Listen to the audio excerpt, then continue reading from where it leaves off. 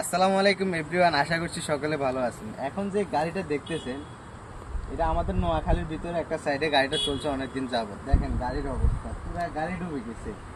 এটা সম্ভবত চট্টগ্রামের গাড়ি, কিন্তু দেখেন গাড়ির কোম্পানি মনে হয় বলতে পারবে না যে এই গাড়িটা যে এখানে আছে।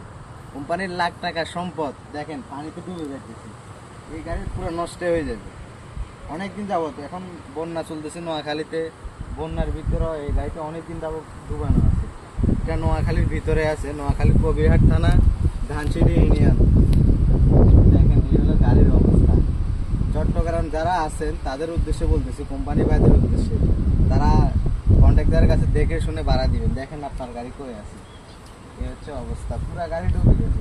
এটা আরো বেশি ডুবানো ছিল, এখন পানি কমছে এই জন্য প্রায় পুরা গাড়ি ডুবা ছিল। এই হলো অবস্থা।